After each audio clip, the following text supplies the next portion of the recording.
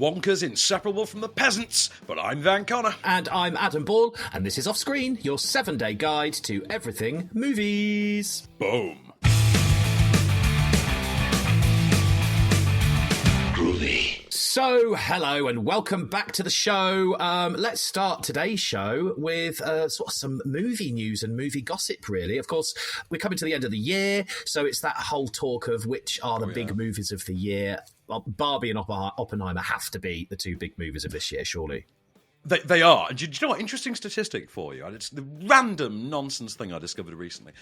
This is the first year in a long time that the top three highest grossing movies of the year so far, because there's I'm sure Aquaman could prove me wrong and be the highest grossing movie. I'm sure. But so far, the top three highest grossing movies of the year are actually not sequels or remakes. Do you know when the last year was that happened? Ooh, was it a Saw movie? I mean, obviously it would have to be the first one, wouldn't it? Because otherwise they're sequels. No, the last year, the very last year in which the top three grossing films were not sequels or remakes was more recent than you'd think. It was in 2001. And all three of those movies are huge, like, pop culture legacy movies. Do you want to take a stab at what the top three highest grossing movies of 2001 were? 2001, blimey, that's a real mission. I'm trying to think what came out in 2001. They all got sequels.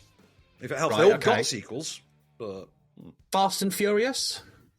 No, it was... actually, that was that year, and it did get sequels. It wasn't in the top three, though. I wish it was. Oh, God. Well, exactly. That would be the first that came to mind. Go on, spill the beans then. I have no idea. So, Lord of the Rings, The Fellowship of the Ring. Ah, of course. That was the first.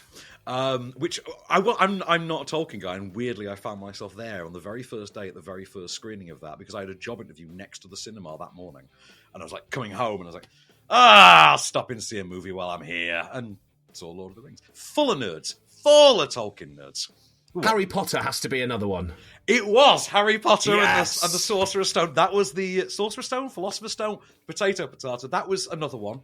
And the third one, if I say Pixar to you, will that help you? Oh, 2001, Pixar. Oh, Up.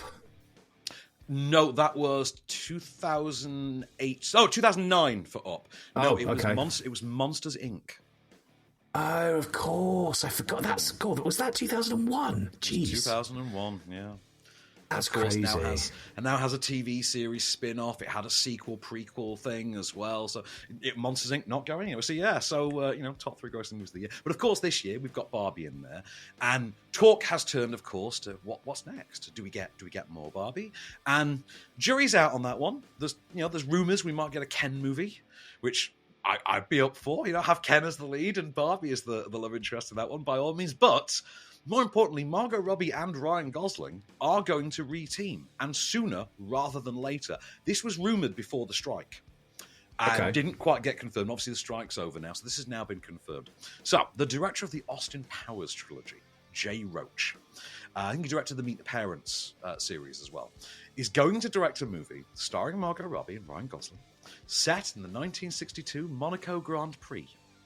It's going to be a con artist heist thriller with Hitchcockian influences, like Notorious, for instance. And they are going to play the parents of Daniel and Debbie Ocean. The movie is called Oceans, and it's a prequel to the Ocean's 11 series. They are going to be the parents of George Clooney and Sandra Bullock in a 1960s Oceans movie. Apparently, they're going to be kids in the movie. The future Oceans will be children learning from the parents. Which, how old does that have to make Sandra Bullock?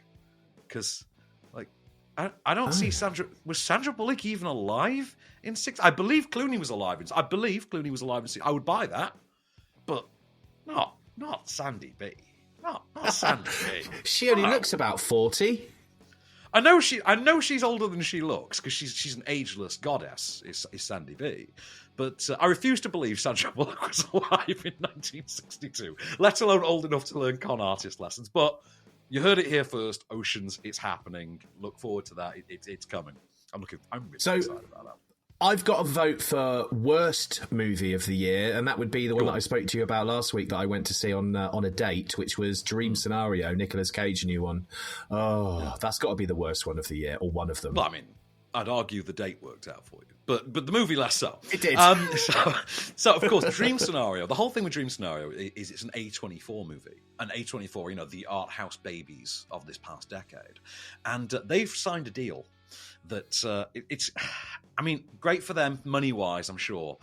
Less so for us in the UK, because A24 tend to release their movies way in advance in the US, and it turns out now they're going to direct to streaming very shortly afterwards with HBO Max, with Warner Brothers, which means, in this particular case, we're recording this on the 7th of December. Next Friday, on the 15th, they will drop Priscilla, for instance, the new Sofia Coppola movie about Priscilla Presley, onto streaming.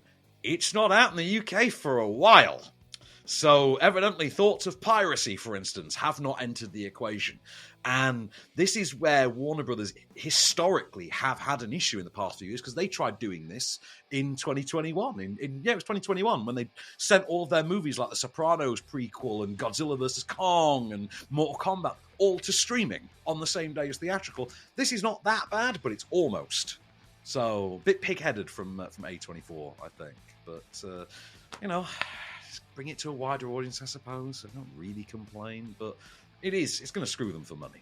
I think box office-wise, this is going to hurt them. Yeah, and you'd think they'd have learned their lessons the first time round, to be fair. That's what I was going to ask you about. I have read a few things this week about the new Bob Marley movie, which is coming out next year, I believe. I don't know if you know anything about it or not, but it intrigues me, actually. I actually don't, although his name did come up about 2 or 3 years ago when we went through a really heavy craze of musical biopics. You know, when we wound up with a double header of Bohemian Rhapsody and Elton John and Rocket Man? I forget the name. I can never remember the name Rocket Man. It's like his best song, and I can never remember the name of that movie.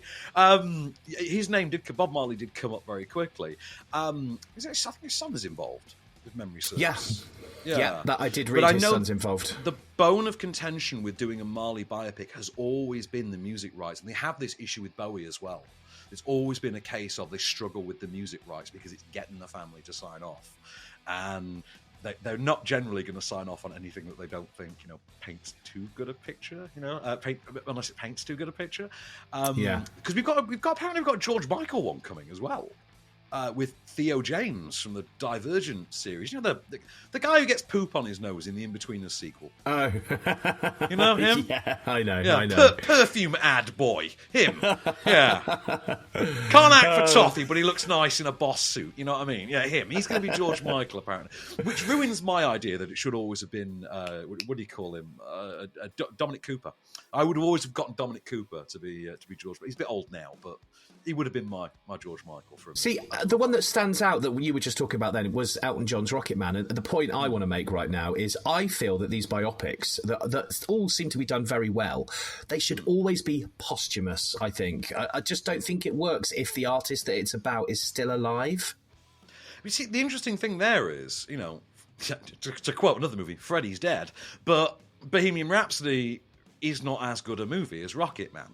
And yet Elton John's Alive is very active in the production of Rocket Man. And I think he more or less told them, don't go easy on me. And I mean, Elton John was so active in Rocket Man that he actually meddled with the casting, because originally that was Tom Hardy. But the thing was that when it was Tom Hardy, they were going to have to get someone else to sing, because Tom Hardy apparently can't carry a tune.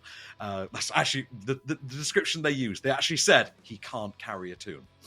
And Brilliant. Then Elton John had done the Kingsman sequel, and because they had just bowed to his every whim and allowed him to absolutely ruin the movie and be completely unfunny and lacking any charisma whatsoever, because they had indulged his ego that much, he decided, I like this kid, we'll have him in the movie instead of that Hardy kid. This one's going places. That Hardy one, no one will ever hear about him again. And that's how he wound up with Rocket Man. Although, fair dues to Taron Egerton. He's boss. I got a lot of time for Taron Egerton. Yeah. But he is. It is.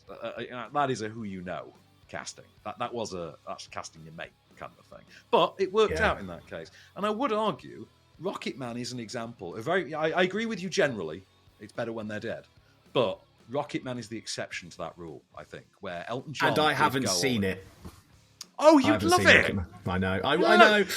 I just can't bring myself to watch it because he's still alive. I just feel that they have more feeling and rawness to them if it's done because they're not around anymore, And I guess that's just personal opinion, isn't it? It is. And do you know what? I'll tell you who's not around anymore either. Is Gene Wilder, who played Willy Wonka. And believe me, I felt that this week, because I know we're going to talk about Wonka in a minute. So, yes, Bob Marley got that to come as well. So what we got? We got an Oceans prequel. We got A24 going streaming now, and a Bob Marley biopic. Oh, of course, George Michael one as well. I forgot. I mean, I think that Madonna one got scrapped, I think. They were doing the Madonna one, then scrapped it, because she was going to direct it. Madonna was going to direct her own biopic because, Queen ego. But, yeah, I don't know. I'm waiting for the Britney one. Wake me up when the Britney one arrives. I'm sure it won't be long, but we are going to talk about Wonka in a minute, actually, because you've seen it. We'll see what you think of that. We've got the Peasants to talk about and the Inseparables as well. So 3 brand new movies. We'll see what Van thought of them in a second. Stay where you are.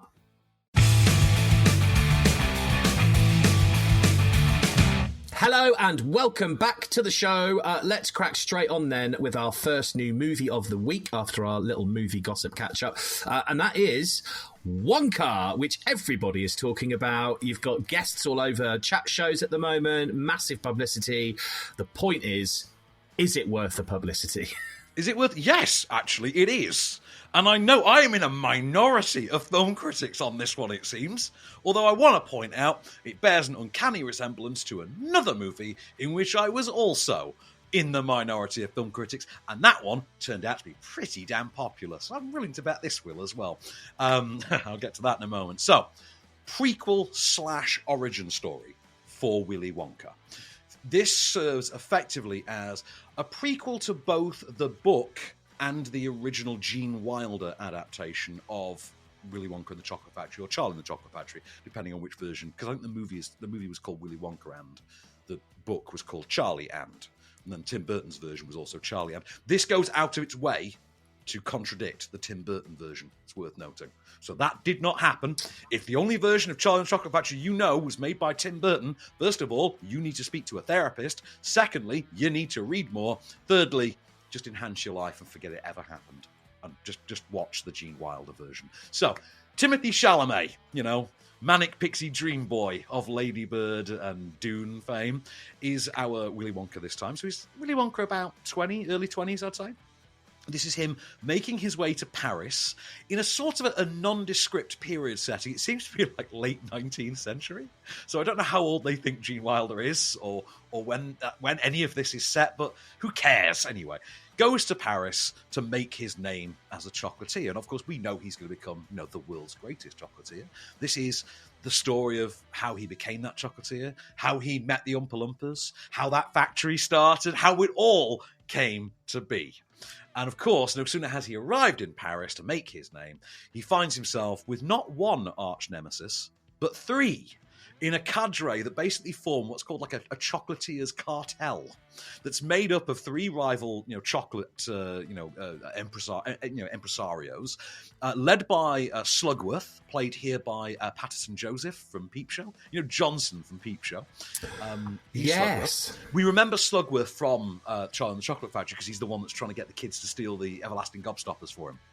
This is him in an earlier form. And this sort of serves as a ramp-up as to why he's so gung-ho in that movie. You also get, who's the guy from Horrible... One of the guys from Horrible Histories, whose name I forget, I'll look it up in a second, and Matt Lucas as the other one. They are the 3 evil chocolatiers who are in league with a bevy of corrupt officials like Rowan Atkinson as the local priest, Keegan-Michael Key as the local policeman, Olivia Colman as the corrupt owner of the local wash house.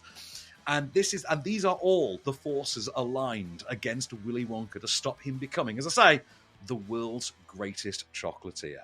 Have a listen. This is him meeting his very first Oompa Loompa, who he has trapped in a glass jar, and he's voiced by someone I think you're going to recognise very, very quickly.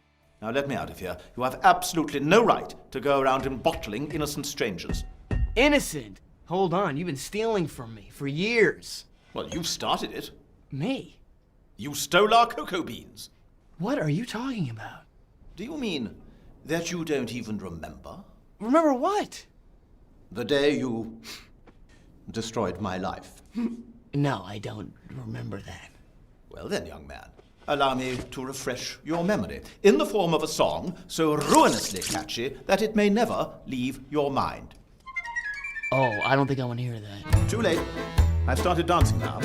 Once we've started, we can't stop, see? Is it Hugh Grant? It is indeed Hugh Grant. I mean, but as you can hear from the clip, like he's really in on the gag on this one. He knows what he's doing. Like he's been computer animated. They literally mapped his face onto a digital body, and it really works. So he's, like I say, he's lofty. He's called lofty because he's unusually tall for an Oompa Loompa. And bags of fun. He steals the film. It's between him and Olivia Colman. Like the pair of them are competing for who can steal the film. And to be fair, you know, they fit the aesthetic of this film, which is effectively Greatest Showman meets Paddington. It's those two things mashed and twined together. So basically, Greatest Showman energy and that kind of a musical, because it is a musical, but with the aesthetic and the vibe of Paddington, because it comes from Paddington director Paul King. It's also got seemingly most of the cast of Peep Show, except for the central duo in it. Even Big Suze turns up in this, which makes me endlessly happy, because, Big Suze. Love it. I really like Simon Farnaby, who's That's in this, it. because have you seen The Metal Detectorist, the series on Netflix? It's absolutely brilliant, and he plays a fantastic character in that. I highly recommend you watch that if you like him. I had not, but no, I shall absolutely check that out. So, all-star cast. I'm going to read these off here. Right. Okay. So this is who's starring in this. I've mentioned Chalamet, Coleman, Grant. You've got Sally Hawkins in there as well. Of course, she was the mum in Paddington. Paston Joseph, I've mentioned. Simon Farnaby is in there. I think he's the. I can't remember. He's train control? I can't know. Security guard, I think. Sophie Winkleman, Big Suze, of course, is in there. Jim Carter, Tom Davis. I mean, Tom Davis is becoming like one of the biggest, known for every panel show going at the moment. Absolutely owns this as well. And absolutely brilliant. I genuinely loved this movie. And it's interesting to me because it's 6 years, I think, next week. I think it's 6 years next week since I sat in a screening room at what was then 20th Century Fox at Century House in Soho Square in a press show for The Greatest Showman. And I remember coming out of The Greatest Showman, talking amongst the other critics, there were two of us that enjoyed it. Wow. Two of us. And we went away, we did our reviews. Two of us gave positive ones. The rest gave very, very sniffy ones. We then went away for Christmas. The movie had a pretty quiet first week, but then over Christmas, families started going to the pictures, and it became a word-of-mouth smash. And of course, Greatest Showman now is a hugely beloved classic. Like, it's a modern classic, The Great. People go nuts for The Greatest Showman. Yeah. I mean, it's a movie that I watch it all the time. It's always on telly, and it's always a good time. It's got its issues, but it's a really good, emotional, powerful movie. And Hugh Jackman was born to play that role. But in the same way that they were wrong about The Greatest Showman, and audiences basically proved that to them very quickly, that is going to happen here as well. Because this has got absolute four-quadrant appeal. It is absolutely for all ages. It will work for literally the oldest grandparents you could find and the youngest children and everyone in between. You could take your parents and Albert to see this, and all of you will have a blast. Absolutely all of you. The songs are great. And that's a big thing for me. If the songs are naff, as Wish recently proved, the Disney movie Wish, if the songs are naff, that's not going to help you in a musical. The songs are great. I really love the songs in this. This is one where I actually will have the Spotify playlist going on this over Christmas. I can absolutely see it now. Because there's little ones that become your favourites. It's a really hopeful, optimistic, meaningful film. There's a great quote in there as well about, every great thing in the world started out as somebody's dream. And you're like, oh, I like that. That's a really nice. I love that. Yeah. Way to play to that Paddington beat on that one. Yeah. And I think someone did point out to me, I think, this basically is a Paddington movie, but they've just put, a human in instead of Paddington. I'm like, yeah, actually, that kind of works. And Chalamet, who I don't actually like as an actor, even though he does have an annoying habit of, winning me over, I kind of begrudgingly like him at best, does work here. It does actually work. He's in on the madcap energy. Even though you do get a distinct sense, given his age, he presumably will have grown up with the Johnny Depp version. I think he has mentioned that in an interview, that when he was a kid, he was obsessed with the Johnny Depp version. He has quite clearly gone for the Gene Wilder version in terms of playing this, though, which is good. It's a good idea. Don't go for the last version. Go for the best version. You know, it's like actors do this when they play Doctor Who. Sorry, go on.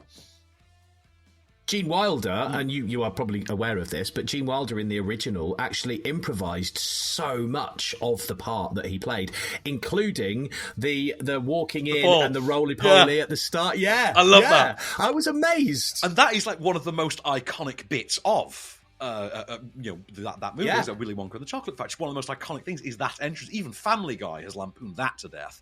But like I say, this is just bags of fun. It's really moving. It's really engaging. It's it's funny. It's actually genuinely funny. I loved it. I came away and thought, I expected this. We all expected it to be rubbish. We were at the premiere for this, and we were all going in just thinking this is going to be a crap night. And we all loved it. We just all, like, toe to toe, all had a great time. Some people had like little issues with things here and there.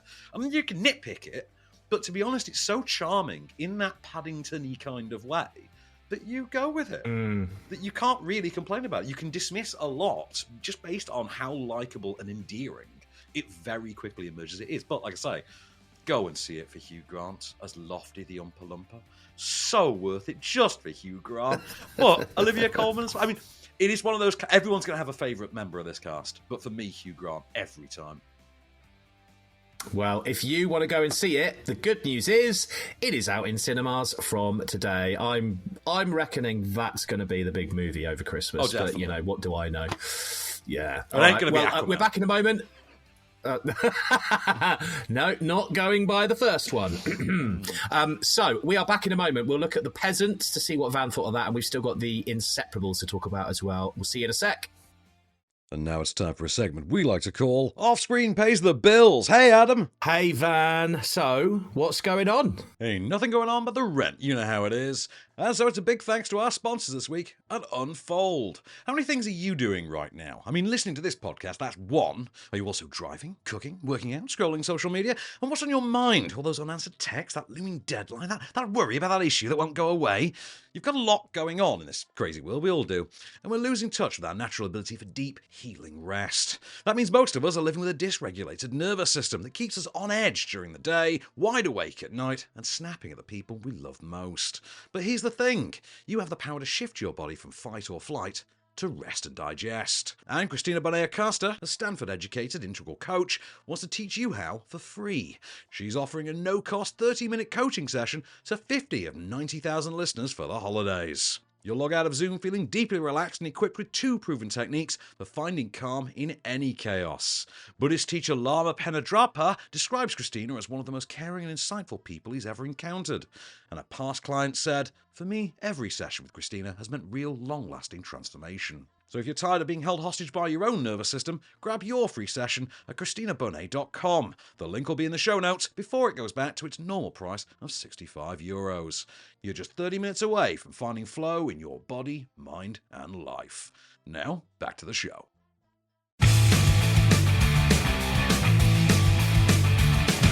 Hello and welcome back to the show. Okay, so we've still got 2 brand new movies to talk about. They are both out in cinemas from today. So let's roll on to The Peasants. So this looks to me like quite a deep movie, actually, from the synopsis. Do you remember a film called Loving Vincent? I think it was 2016, 2017. A film called Loving Vincent. It was about Vincent van Gogh. Did you ever? I don't think we worked together back then, actually. It was a movie... No, I don't think we did, and I didn't watch it. What happened with that? It's a Polish-made film. It was made by a husband and wife team. So, British husband, Polish wife. Polish-made film.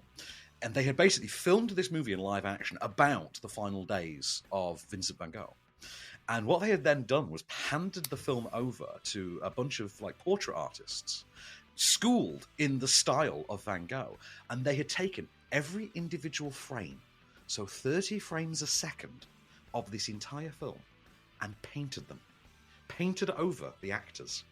Oh. And then gave it to a bunch of animators to composite them all together and make a movie that literally looked like a Van Gogh painting, but that moved. and it was incredible. We now have a follow-up to that that's playing the same exact trick. It's from the same husband and wife team. So it's DK Welshman and Hugh Welshman. I think she's taken the name Welshman now. She wasn't back then. This is based on Vladislav Raymond's novel of the same name. So it's The Peasants in English. I think it's Chopli in its native tongue.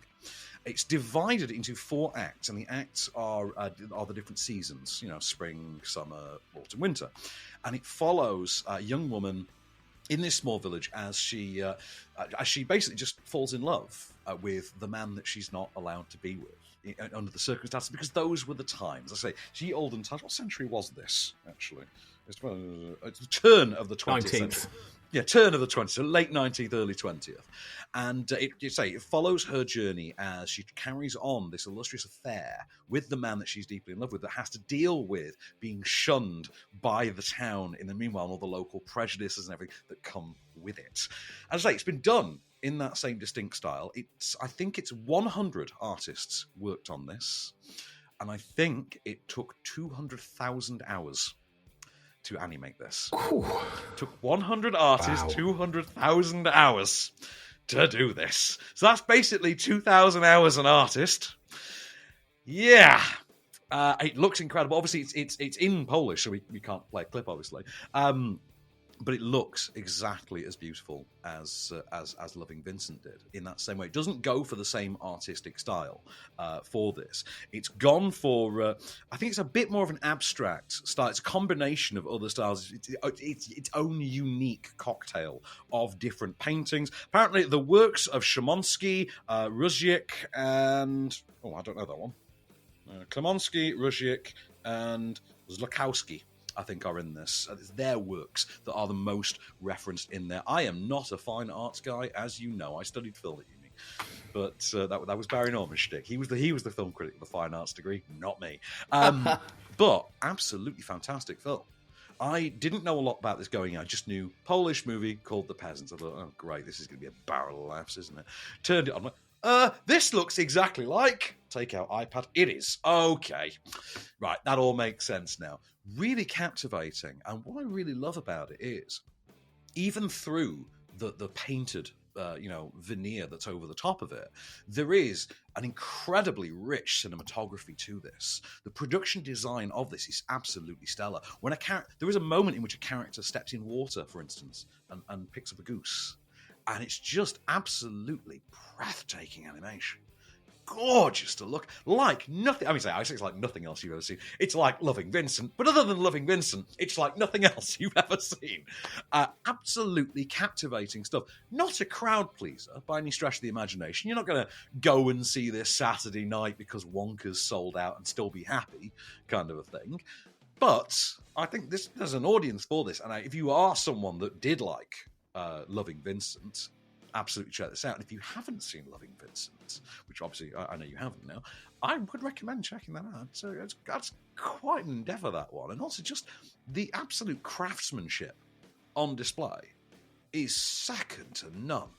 I mean, I've seen attempts at this over the years, most notably things like A Scanner Darkly, the Philip K. Dick adaptation with Keanu Reeves and Downey Jr., where they had tried rotoscoping actors on that, for instance. And that was quite an interesting, good-looking film back in 2006. This is next level, however, and absolutely jaw-dropping stuff. Go and check this out. So it's called The Peasants, Chopli in its mother tongue. But if this is their sophomore effort, I can't wait for the third one. It's taken them 5-6 years to belt this one out. Obviously, they needed 200,000 hours, as we know. Kind of like a Pixar movie that way. Yeah. So, don't rush them by any means. Pull an Aardman. Just release them when you're ready. And, I can't wait. I can't wait for film 3. If this is the standard they're going for, what the hell is film 3 going to be like? I can't even imagine. This is, like I say, absolutely wonderfully unique, with the exception of Loving Vincent, obviously. Well, I mean, I've seen some of the stills, and it does kind of remind me of kind of some of the Instagram filters that you'd get. Yes. That kind of get laid over real photos.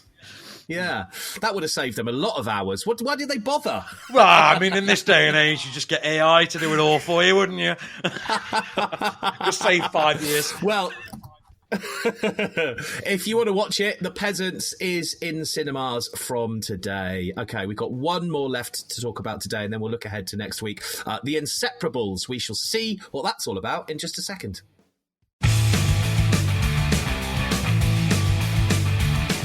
Hello and welcome back to Off Screen with our last movie to look at then this time round. So, The Inseparables, an animated movie, and by the looks of your face, Van, you're not too impressed.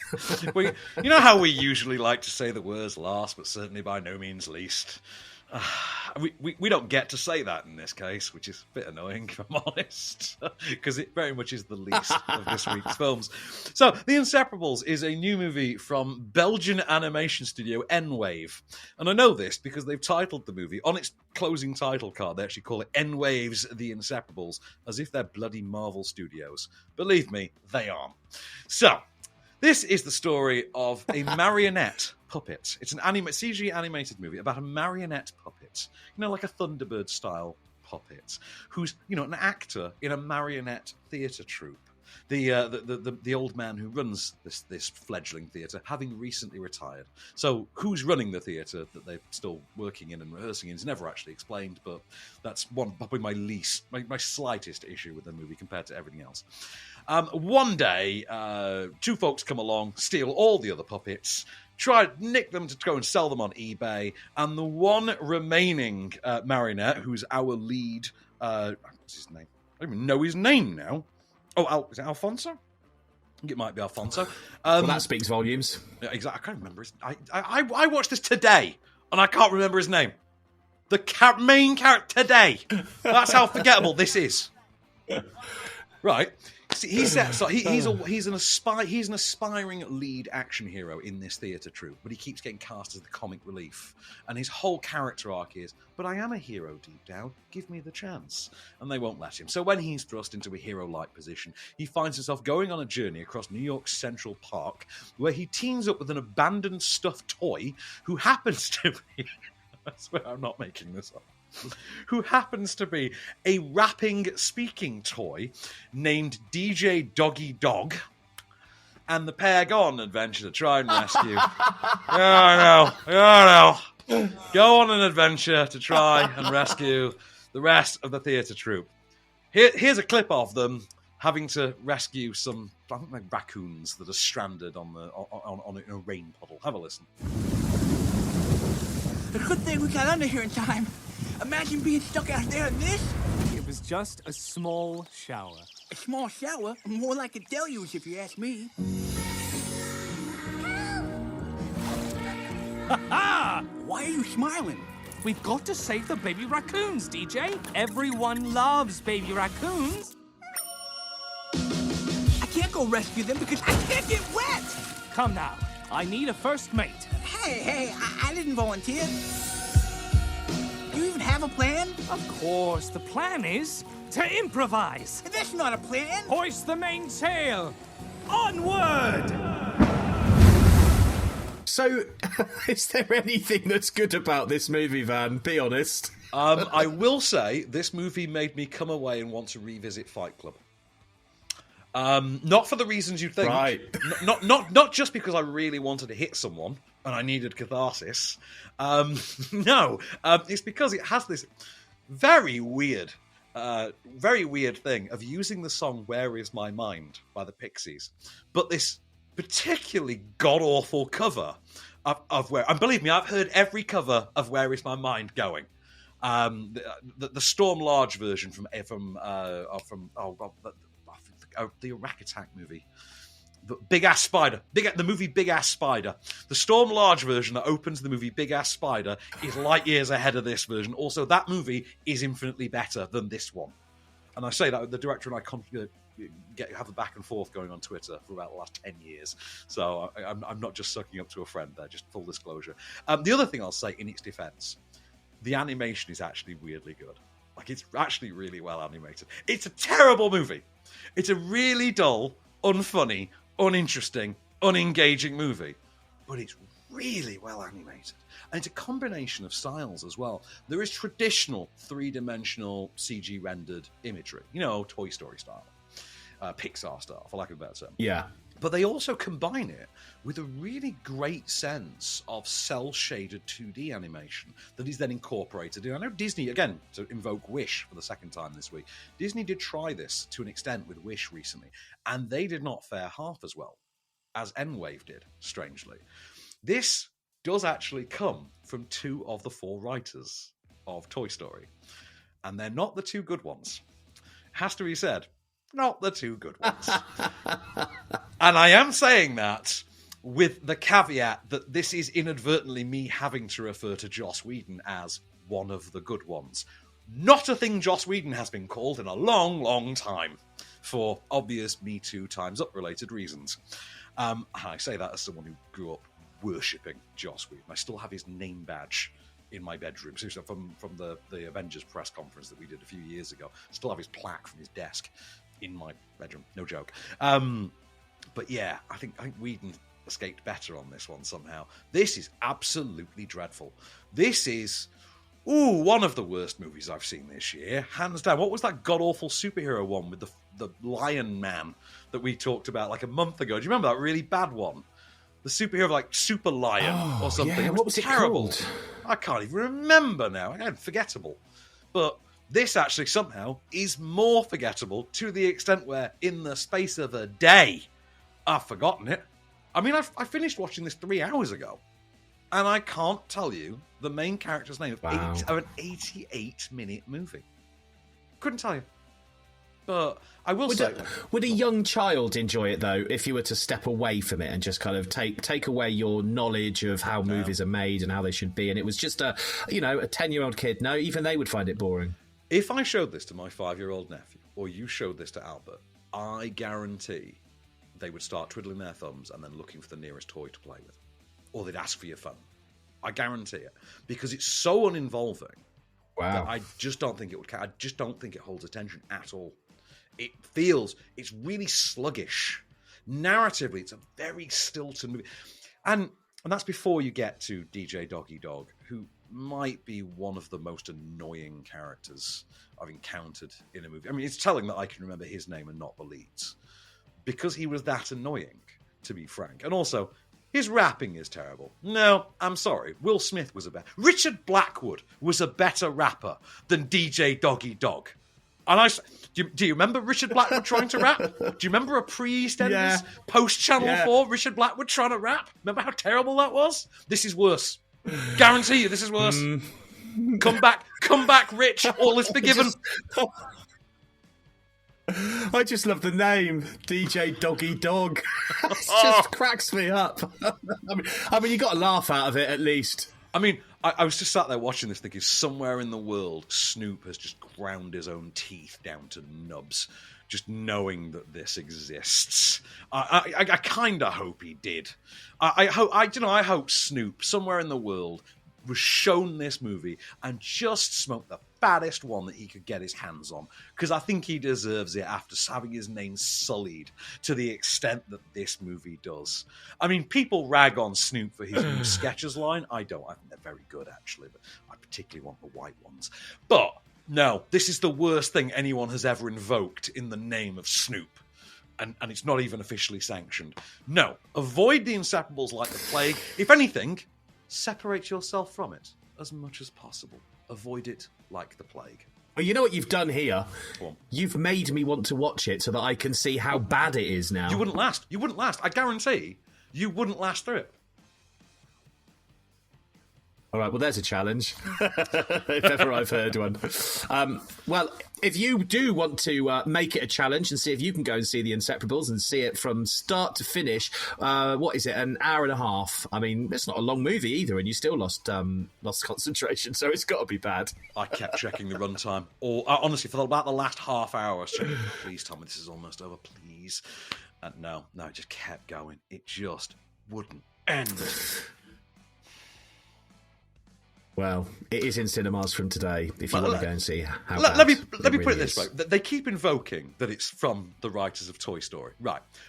Using the name of this movie in the same sentence as Toy Story is like comparing Greta Thunberg to Jimmy Savile. That's my final word on it. Yeah. That's the difference between this and Toy Story.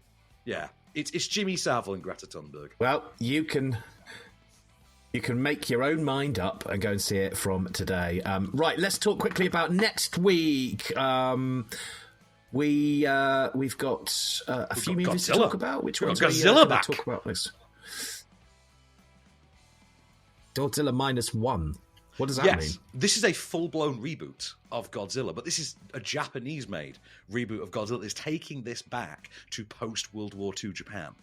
And apparently is incredible. I haven't watched this yet. Now, my friend Calvin saw this when I was watching Next Goal Wins. I was at the Next Goal Wins premiere on Tuesday night. I had the choice between that and Godzilla.